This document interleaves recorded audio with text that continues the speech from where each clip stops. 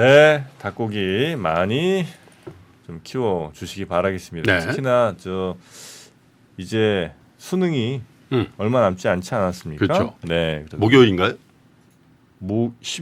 이번 주죠. 네. 네, 이번 주에 또 수능을 보는데 우리 또 마니커에서 네, 그냥 있을 수 없잖아요. 수능 본 분들 힘내야죠. 네. 그동안 또 고생했던 부모님들 힘내셔야죠. 네. 닭고기 싸게 들어갑니다. 네. 네. 이번 주 특별 할인 행사가 또 19일까지인가 이렇게 또 예정이 돼 있습니다. 큰일 앞두고는 네. 단백질이 중요해.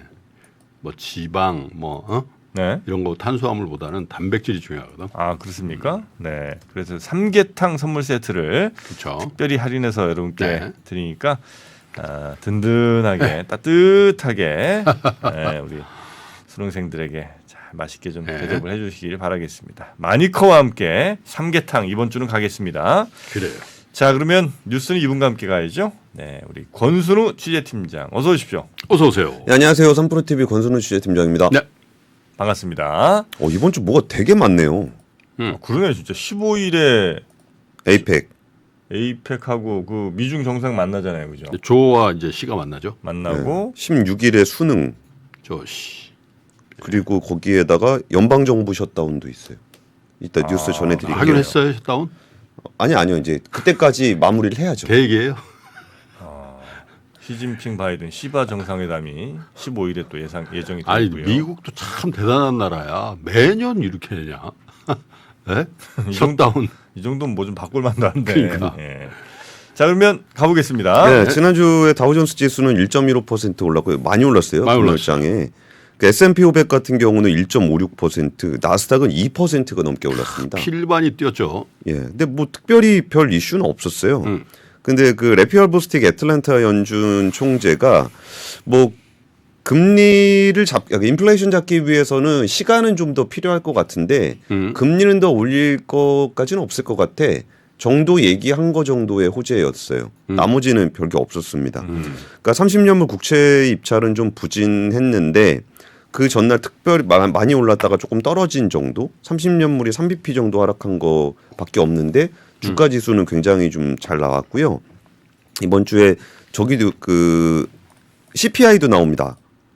소비자 물가 지수. 네. 그래서 이것도 지금 예상치가 14일 날 CPI가 발표가 되는데 전달보다 0.1%, 지난해 같은 기간보다 3.3% 오를 것으로 예상하고 있어서 전달에 한 3.7% 올랐거든요. 근데 3.4% 정도 올라간다고 하면은 인플레이션은 좀 둔화되는 쪽으로 시장은 예상을 하고 있습니다. 15일에 에이펙 정상회담을 계기로 이제 그 좀 전에 정프로님 말씀해 주셨던 시바 정상회담. 네. 시를 앞으로 쓰시는 거는 중국을 우선시하시는 겁니까? 아니에요. 그냥 그 말이 하고 싶었어요. 아, 다른 뜻 아무것도 없습니다. 그냥 시바 정상회담이란 말을 하고 저는 싶었습니다. 분명히 조시라 그랬거든. 조시요? 조시 정상회담. 조 와, 바이든. 이것도 이상하네. 오늘 아침부터 조시에 조시 정상회담이나 시바에. 시바 정상회담이 둘 다 하여튼 어감이 쏙 좋지는 않습니다. 왜? 저는 시바로 갈게요. 난 중국 뒤라 이거야. 형님은 이제 조시로 가시고요. 예, 16일 날 수능 있습니다. 네, 개장상은 1시간 미뤄집니다. 개장. 그날에 예, 예. 그럼 저희는 특별 방송 1시간 더 하죠. 예, 그렇습니다. 그 첫 번째 뉴스는요. 이게 이번 주에 그 임시 예산안 관련한 얘기가 있다 그랬잖아요. 네. 그러다 보니까 무디스가 미국의 신용등급 전망을 부정적으로 하향했습니다. 그러니까 이게 지난 9월 30일에 미국 하원이 연방정부 셧다운을 피하기 위해서 45일짜리 임시 예산안을 통과를 시켰는데요. 그 45일이 되는 날이 이번 주입니다. 그래서 이번 주에 또 다시 임시 예산안을 통과를 시켜야 되는데 지금 분위기가 굉장히 안 좋습니다. 이전에 메카시 하원 의장 그 잘린 분이 있잖아요. 해임된 분. 네. 이분 될 때 선거 15번 했거든요. 15번 동안 투표를 했는데 겨우 이거 됐다가 그 다음에 이분 잘린 다음에도 몇 번을 하고서 하원 의장을 선출을 했지만 이번에도 예산안을 정상적으로 처리하는 거는 불가능해요. 네. 그래서 마이크 존스 하원 의장이 내년 2월까지 쓸 임시 예산안을 또 제안을 했습니다. 내년 2월까지만 일단 급한 분만 좀 꺼보자. 그러니까 이게 신용평가사에서 얘기하는 미국의 가버넌스가 위험하다라는 얘기하는 거예요. 예. 저런 거 이제 누더기라 그러거든. 그렇죠. 그렇잖아요. 맞아요. 뭐 합의를 막 원칙을 가지고 딱 명쾌하게 해줘야 되는데 그냥 간신히 숨만 쉰 채로 넘어가고 그런 일들을 계속 반복하다 보면 예상외의 변수가 터졌을 때 그렇죠. 퍽덥 된다. 뭐 이렇게 막 나도 몰라. 이렇게 될 수가 있다. 그런 걸 가지고 신용평가 기관이 굉장히 부정적으로 보는 거죠. 예, 예. 그러니까 이게 그 예산안을 통과를 아예 안 시켜갖고 셧다운이 되면은 네. 국민들이 싫어하잖아요. 그렇지. 그러니까 그냥 가까스로 요것만 살짝 넘기고 네. 넘기고 하는 식인 건데 이번에 나온 2단계 예산안이라 그래서 보훈, 교통, 농업, 주택, 에너지 관련 부처는 네. 1월 19일까지 국방부, 국무부는 2월 2일까지의 예산안만 담은 겁니다. 그러니까 국방부, 국무부 예산을 2단계로 2월 2일까지 한 거는 요거는 조금 더 그 시급한 예산들 직접 나가야 되는 예산들이 있어서 조금 늘렸다는 거예요. 근데 이랬더니 그 일단 백악관에서는 당연히 반대하겠죠. 정상적인 예산안을 통과시켜달라는 거고 하원에서는 예산안 엄청나게 대폭 삭감하라 그랬는데 공화당에서는 대폭 삭감하라 그랬는데 이거 삭감 안 하면 난 이거 못 한다. 그래가지고 지금 프리덤 코커스라고 해서 그 이전에 메커시 의장 날렸던 그 굉장히 강경파들이 있잖아요. 네. 이분들은 그냥 이미 예산안에 대한 얘기를 100% 반대한다. 이미 이제 올려놓은 상황입니다. 그래서 지금 이런 상황에 직면을 하다 보니까 무디스가 이제 등급은 그대로 유지를 했어요. 등급은 유지를 했는데 전망을 안정적에서 부정적으로 조정한다라고 얘기를 하면서 좀 전에 그 김프로님이 좀 말씀을 해주셨는데 여기서 그 미국 정부가 지출을 줄이거나 수입을 늘리기 위한 재정 조치가 없다. 그러니까 지금 뭐 다들 하는 얘기지만 연준에서는 통화 정책을 굉장히 긴축적으로 쓰고 있다라고 하지만 미국 정부는 재정 지출 계속하고 있는 상황이거든요. 근데 그렇다고 해서 재정 지출을 줄이거나 수입을 늘리기 위해 수입을 늘린다는 건 세금을 올린다는 거잖아요. 그런 재정 조치가 전혀 없고 이런 상황이 계속 유지가 된다면 부채를 감당할 수 있는 능력이 굉장히 떨어지게 될 것이다. 그리고 의회 내 정치 양극화가 지속이 되면서 채무 능력이 약화를 늦추려는 후속 행정부의 재정 계획도 합의에 이르지 못할 위험이 굉장히 높다. 예. 그러니까 뭘 하는 것도 없어서 문제인데 뭘 한들 니네가 합의할 수 있겠냐. 이게 지금 무디스가 부정적으로 보는 이유입니다. 네. 근데 이 얘기는 이전에 뭐 레이달리오라든지 레이달리오 아니었죠. 그 JP 모건의 제이미 다이먼이라든지 그러니까 이른바 그 월스트리트의 원로들 있잖아요. 원로들이 계속했던 얘기가 이거였어요. 이게 행정부와 통화정책 이런 부분들의 거버넌스가 제대로 동작하지 않는 것 같다라는 부분에 대한 우려를 하고 있는데 이게 그쪽에서는 약간의 컨센서스화 돼 있지 않은가 싶어요. 네, 네, 네. 여튼 그래서 신용 등급을 부정적으로 무디스가 하향했다는 소식 첫 번째로 좀 전해. 근데 여기서 개선이 안 되면 등급을 하향할 수도 있는 거죠. 부정적 관찰 대상으로 해놓고 예, 예. 쭉 가다가 더 악화가 된다거나 개선이 안 되면 피치가 했던 것처럼 그렇죠, 그렇죠. 실제로 그죠? 내릴 수도 있고. 그렇죠. 그러니까 무디스가 안 낮추고 있었던 건데. 근데 두 개 S&P하고 피치는 이미 낮췄고 예, 무디스가 지금 버티고 있는 건데 부정적 관찰이라는 그죠? 예. 그러면 이제 위험하다고 이게 그러니까 이번에 안 되면은 무디스도 안 낮출 수가 없을 거예요. 위험한 거예요. 예. 근데 이게 이 이벤트가 매년 반복될 때 주식 시장에서도 네. 그러니까 이런 식으로 꾸역꾸역 해가지고 뭐 연방 정부가 셧다운되거나 그런 일은 좀 드물긴 했어요. 그러니까. 근데 요 이슈가 발생할 때마다 시장은 굉장히 안 좋았기 때문에 네. 이게 이번 주에 또 이제 악재가 되지 않을까 싶어요. 저희도 저것도 어쨌든 뭐 여소야대 네. 일종의 부분적인 여소야대의 후유증이고 미국 정치의 분열이라는 게 굉장히 심각한 미국 체제의 문제다 이렇게 지적들을 많이 하더라고요. 정치 전문가들은. 네, 네. 네. 근데 요즘에 글로벌하게 민주주의 국가들이 대부분 이런 문제를 안고 있는 것 같아요. 맞아요. 그리고 또 이게 인플레이션 시기가 되면은 그 행정부의 어떤 리더십이 비판을 많이 받게 되거든요. 그렇죠. 그러다 보니까 야당의 목소리는 좀 더 강경해지고 이렇게 합의점을 찾아가기 힘든 부분이 자본시장에도 크게 부담을 주고 그래요. 있습니다. 네. 자, 그럼 두 번째 뉴스도 가보겠습니다. 네, 두 번째 뉴스는요. 그 LG 에너지 솔루션하고 포드가 그 배터리 합작 공장을 튀르키예에 만들기로 했었거든요. 네. 이거 철회하기로 했습니다. 트리키? 예, 튀르키예. 어. 그러니까 요즘에 그 전기차나 배터리 관련한 투자를 줄인다는 뉴스들이 계속적으로 나왔었는데 예. 그 중에 연장선으로 하나 더 철회가 된 걸로 보시면 될 것 같아요. 근데 제가 보기에는 글로벌 전기차 시장 경쟁에서 아마도 포드가 뒤처지지 않겠나 싶은 느낌이 좀 들어요. 그러니까 튀르키예 공장 같은 경우에 대해서 좀 설명을 드리면은 여기가 그 튀르키예의 코치그룹이라고 부품 회사가 있습니다. 예. 그러니까 원래 이 공장은 처음 만들다고 할 때부터 좀 저거 될까 하는 게 좀 있었어요. 원래 지금 미국에서 SK온하고 그 포드하고 같이 합작을 하고 있잖아요. 예. 근데 그거를 유럽에서도 원래 같이 하려고 했었어요. 예. 포드하고 SK온하고 아까 이제 튀르키예에서 하니까 코치그룹하고.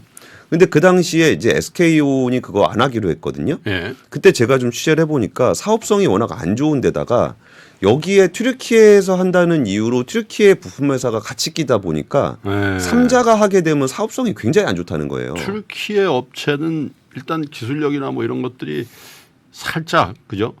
예, 일반화할 없죠. 수는 없지만 그러니까 일반 부품 정도를 집어넣는 정도의 합작이 될 것 같은데 그래서 SK온 쪽에서도 그거 우리가 그때 MOU는 했는데 이거는 좀 하기가 좀 부담스럽다 그래가지고 파기했던 그런 프로젝트입니다. 그 자리를 이제 LG에너지 솔루션이 하게 됐던 건데 예. 이게 만약에 하게 되면 2026년 양산 기준으로 25기가와트 시 정도 규모였어요. 네. 그러면서 향후에 45기가와트 하겠다 뭐 이런 얘기가 좀 있었는데 이 부분은 이제 그 전기차 전환 속도를 고려할 때 이 배터리셀 생산 시설의 투자를 지속하기에 적절한 시기가 아니라는데 3사가 동의했다라는 입장이에요. 그러니까 이건 어떤 거냐면은 공장 어차피 그거 막 셋이서 엄청나게 크게 짓는 거보다 그냥 LG에너지 솔루션 유럽 공장 있잖아요. 거기 유유부지에다 조금 더 짓는 게 낫겠다. 그러니까 뭐 대규모로 해봐야 그거 쓸 일도 없을 것 같으니. 근데 LG에너지 솔루션 입장에서도 그 지금 안 그래도 공장 짓는데 그 캐펙스 투자 되게 많이 들어가잖아요. 근데 그거를 또 이제 튀르키예에 진다고 엄청난 돈을 쏟아붓는 것보다는 기존에 있는 공장 좀 더 증설하는 게 낫거든요.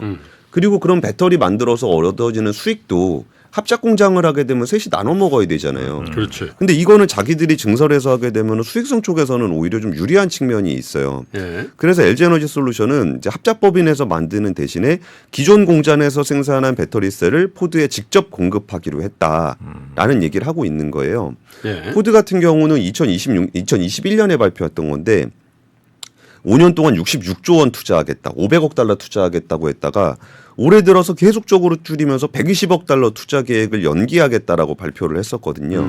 그러면서 포드가 올해만 아직 그 3분기까지밖에 안 나왔죠. 전기차 부문에서만 6조 원 규모의 적자가 예상된다라고 얘기를 했어요. 그러니까 이게 정말 효율적으로 전기차를 만들지 못하는 회사 같은 경우는 지금 같은 분위기에서 전기차 시장에 그 정말 그 빠른 레이스에 동참하기가 쉽지 않아요.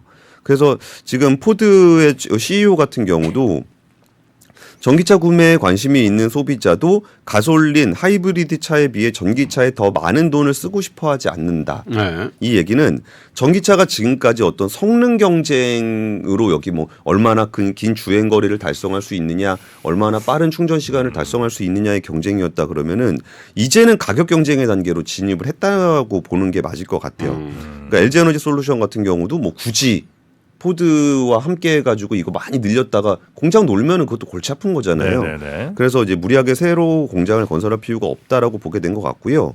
심지어 북미 지역 같은 경우는 공장 짓고 배터리 만들면 보조금 많이 주잖아요. 근데 튀르키예 같은 경우는 거기 생산 공장 지었다가 안 팔리면 그 피해를 오롯이 떠안아야 되는 거잖아요. 그런 측면에서도 IRA 보조금이 없는 지역에다 공장 만드는 게 그렇게 합리적인 판단은 아니었던 것으로 보여요. 그래서 이번에 철회를 하게 되는 거는 저는 오히려 그 최근 몇 년간 지속됐던 배터리 투자 광풍 있잖아요. 네. 캐펙스 막 늘리는 거. 네. 이게 오히려 좀 정상 궤도로 가게 되는 것 같고 오히려 이거 투자 시작했다가 철회하는 거에 비해서는 이 선에서 멈춘 게 그래요. 차라리 잘 된 게 아닌가 싶어요. 근데 이런 면도 있는 것 같아요. 지금 뭐 우리 시청자 한 분도 지적을 해주셨는데 지금 튀르키예 중앙은행의 기준금리가 35%예요. 그렇죠. 35%요? 기준금리가. 네. 네네. 그러니까 뭐 이게 조달금리는 이거보다 더 높겠죠. 높을 가능성이 네. 훨씬 높잖아요. 네. 그 기준금리가 35%라는 뜻은 그 나라에 투자를 하는 데 있어서 매우 불안정성이 높다. 그죠? 예. 기본적으로 뭐 환이라든지 뭐 이런 것들도 다 이제 문제가 될 가능성이 있고 뭐 이렇게 될 가능성이 많은 나라라서 일단 이런 대외적인 환경이 좀 스테이블하지 않으면은 저 역시도 이런 데 가서 대형 플랜트를 같이 짓는다? 쉽지 않죠. 그러니까요. 네. 그리고 튀르키예 같은 경우는 8월 기준 연간 인플레이션이 58.94%예요. 네. 정치적으로도 뭐 네. 이자가 지금 35%예요. 기준금리. 이자는 이거보다 훨씬 높겠죠. 기준금리가 네. 야, 물가 거기도 어마어마하겠네, 그죠? 좀 전에 말씀드렸잖아요. 네. 물가 60% 상승률이. 예. 아니 그러니까 물가 60% 그러면 정프로님이 반응해 주실 줄 알았는데. 아 60%면 네. 아니 그 옆에 있는 레바논 같은 데는 지금 한 3만 프로 뭐 이렇게 되거든요. 아 그래요. 60%는 뭐. 아 근데 그 규모가 이렇게 있는 나라잖아요. 사실 터키만 해도 꽤 큰 나라고. 터키 자존심 엄청나죠. 네. 오토만. 예? 그 정도 사이즈가 되는 나라인데도 물가가 터키가 오토만 그 해서 저 중동 지역 다 터키 땅이었잖아요. 오스만 투르크. 예, 예. 아 그쪽 동네가 다. 네. 그렇죠. 다. 투르크. 예, 북아프리카까지 다. 예, 파도 얘기 좀 드리겠습니다. 세 번째 뉴스인가요? 예, 예. 네. 그 지난주에 박병창 이사님이 나오셔서 파도 이야기를 잠깐 하셨었어요. 여기가 올해 상장한 코스닥 회사인데 매출액이 3분기에 97.6%가 줄었고 네. 여기에 납품하는 게 이제 하이닉스에다가 납품을 하는 회사인데 하이닉스 매출이 0이 된 거예요. 그리고 하이닉스 향 매출. 예. 그러다 보니까 이제 주가가 하한가를 연속으로 기록하면서 투자자들이 굉장히 큰 분노를 좀 하고 있는 상황이에요. 근데 도대체 이게 어떻게 된 상황인지에 대한 보도가 별로 없어서 제가 주말 사이에 조금 취재를 좀 해봤습니다. 네. 근데 그 파두가 일단 무슨 일을 하는 회사인지 제가 5분 만에 다 설명드릴 수 있을지 모르겠는데 좀 빠르게 시간 더 진행하겠습니다. 쓰세요. 제가 네. 줄일게요. 예. 파두가 어떤 일을 하는 회사냐면은 네. 그러니까 SSD 컨트롤러를 만드는 회사인데 이게 말이 어렵습니다. 그러니까 메모리 반도체에 낸드 플래시가 있고 디램이 있잖아요. 그 중에 이제 낸드 플래시가 있으면 네. 이 낸드 플래시를 그냥 쓰는 게 아니에요. 낸드 플래시는 어디 들어가냐면 예를 들어서 USB에 들어가면 USB에 들어가는 낸드 플래시가 있고 외장 하드가 또 있잖아요. 아니면 컴퓨터 안에 들어가는 하드디스크도 있고 그러면은 똑같이 낸드 플래시가 들어가는데 그 낸드 플래시를 어디다 사용하느냐에 따라서 그 처리하는 방식이 달라요. USB도 있고 외장 하드도 있고 그럼 다르잖아요. 네. 근데 여기 이 중에서 진짜 그 대규모 데이터 센터에 들어가는 거는 엄청나게 큰 데이터나 전력을 사용하기 때문에 이거를 컨트롤하는 게 되게 어려워요. 근데 파두는 그 낸드 플래시를 가지고 서버에 들어가는 SSD를 만들 때 그걸 컨트롤하는 반도체를 만드는 회사예요.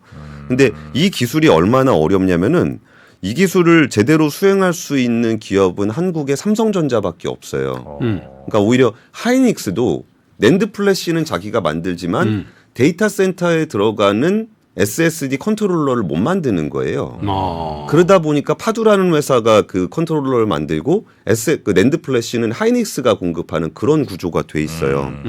근데 이게 빅테크 같은 경우는 데이터 센터를 엄청나게 큰 규모로 하잖아요. 네. 그러니까 자기들 데이터 센터에 최적화되어 있는 컨트롤러가 필요해요. 그러니까 낸드 플래시는 다른 거 써도 되는데 네네네. 그 컨트롤러는 자기네들한테 최적화되어 있는 걸 써야 돼요. 그 얘기는 무슨 얘기냐면은 데이터 센터를 대규모로 운영하는 업체는 뭐 마이크로소프트, 아마존, 구글, 뭐 메타 이런 데들이잖아요. 그러니까 손님은 별로 없어요. 근데 원하는 수준은 굉장히 높아요. 네. 그래서 한 번 들어가면 주문량이 엄청 많아요. 근데 만약에 얘네가 주문을 안 내면 다른 손님이 없다는 거죠. 그러니까 그런 상황인 건데 파두가 2015년에 설립된 스타트업인데 지난해 연매출 한 500억 이상 냈거든요. 네. 근데 그것도 글로벌 업체 두 곳에서 낸 거예요. 그러니까 글로벌 업체라고 제가 표현하는 이유는 그 업체들이 자기네 업체 이름을 밝히는 거를 또 못하게 해요. 근데 그거 다 알려진 얘기니까 대표적인 회사가 메타였는데 네. 여기서 지금 시장에서 우려하는 부분들 몇 가지 말씀드리면은 일단 하이닉스의 거래가 끊겼다. 그러니까 지금 파두가 하이닉스에 납품을 하는 회사인데 하이닉스에서 안 받아주면 이 회사 이제 아예 장사 못하는 거 아니냐라는 우려가 좀 나오고 있어요. 근데 이 구조를 그러니까 취재를 해보니까 이 구조가 어떻게 되는 거냐면은 하이닉스에서 파두 물건을 끊고 다른 걸로 대체한 게 아니라 하이닉스 자체가 주문이 없구나. 그쵸. 그 빅테크 업체가 주문을 안 넣은 거예요. 그러니까 이제 다 같이 못 들어가게 된 거죠. 그러면 네. 파두뿐만 아니라 하이닉스가 빅테크 업체에 납품하는 그 낸드 플래시를 만들 때 들어가는 여러 가지 부품이 있을 거 아닙니까? 예, 예. 그 회사들도 그러면 끊겼다는 얘기인데? 그렇죠. 그리고 낸드 플래시 자체도 못 들어간 거죠. 근데 낸드 플래시는 이게 뭐 USB에도 들어가고 외장 하드에도 들어가고 막 그러잖아요. 네. 근데 파두는 데이터 센터용 컨트롤러만 만들기 때문에 여기서 빅테크 업체들이 주문을 안 넣게 되면은 그게 직격탄이 오게 되는 거예요. 아니 그 데이터 센터용 컨트롤러라는 게 예, 예. 그 삼성전자 그리고 파두 또 다른 회사들이 많이 있어야 하면 그 정도예요.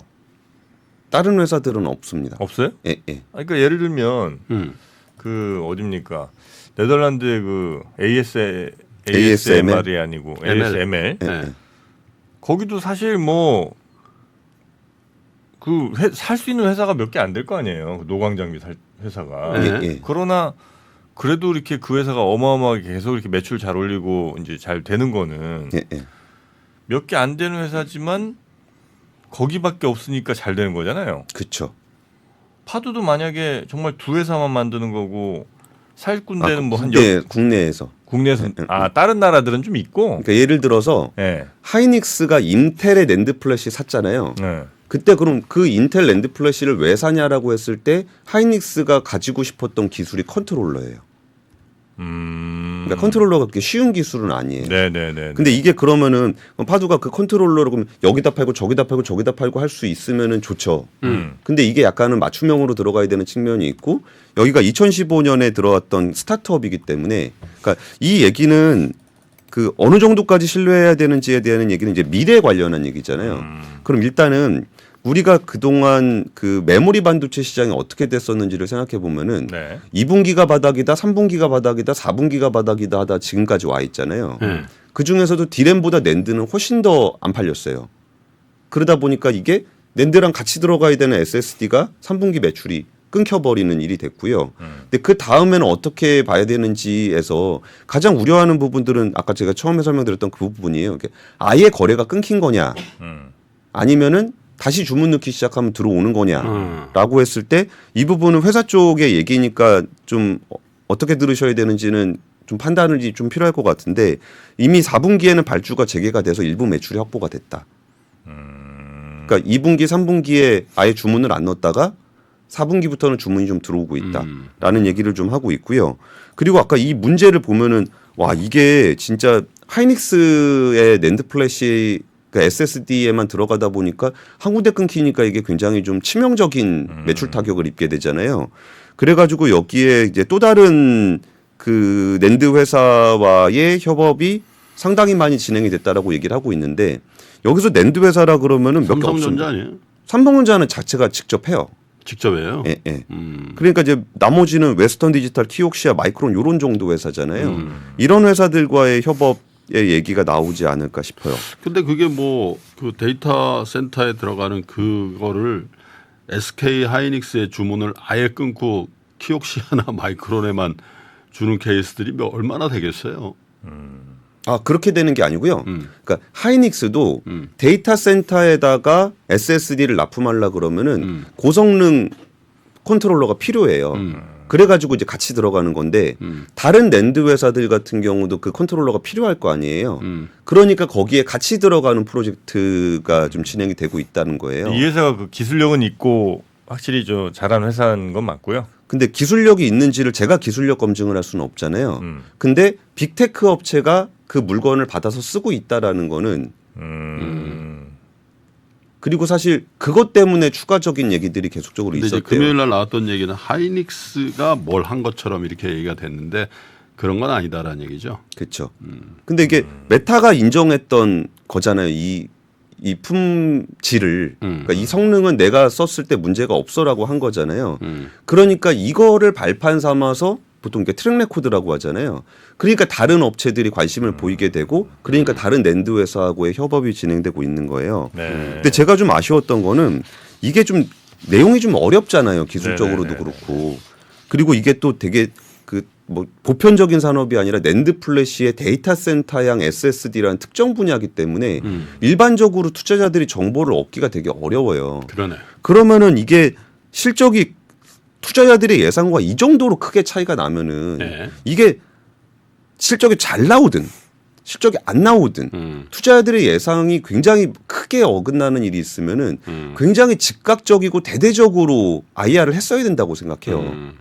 지금 어떤 상황이고 왜 이렇게 됐으며 어떻게 될 것인지에 대한 설명을 잘 했으면 좋았을 텐데 이런 부분들이 좀 이게 여기가 특례 상장했거든요. 스타트업 2015년 상립해가지고 그래서 이런 부분들은 좀 커뮤니케이션이 많이 부족하지 않았나라는 부분에 대한 지적은 파두에서도 좀 신경을 써야 될 것 같아요. 네. 지켜보도록 하죠. 진짜 4분기에 매출이 있는지는 이제 조만간 나올 테니까 이제 그런 것들을 한번 점검해 보면서 추이를 한번 보도록 하죠. SK가 여긴 하이닉스가 인수를 하거나 뭐 이러면 좋겠네요, 그죠? 그 핵심 기술을 SK는 없고 요 스타트업은 갖고 있고. 그러니까 SK도 일부 지분 투자한 게 있어요. 아 그래요. 예, 예. 자 그럼 뉴스 3 이렇게 정리하고요. 그리고 여기에 네. 자회사 사장이 그 최태원 회장 사위예요. 파두의 예, 예. 파두의 자회사 사장이 최태원 회장의 사위다. 예, 예. 그러니까 사위가 만든 회사는 아니고 만들었는데 사위가 된. 그래요. 예, 근데 뭐 시간이 없으니까 그런 네. 히스토리는 네. 나중에 기회가 되면 설명해드리도록 하겠습니다. 사이 보셨구나. 몰랐네. 외환위기 오는 거 아니에요? 금융위기 오는 거 아니에요? 이런 질문들을 좀 굉장히 많이 받았었습니다. 탐욕이 되게 강했을 때 위험자산으로서의 극단적인 쏠림이 나타나고 공포감이 극에 달했을 때 안전자산으로서의 극단적인 쏠림이 나타나거든요. 과거의 일이 미래에 똑같이 일어난다 이건 아니지만 그때 당시에 위기 상황에서는 어떤 공통점들이 있었는지를 보면서 우리가 대비를 하는 방법도 고민해 볼 수 있고요. 과거를 제대로 이해하는 순간 위기의 실체가 드러납니다. 오건영의 현실 경제 이야기를 서점에서 만나보세요.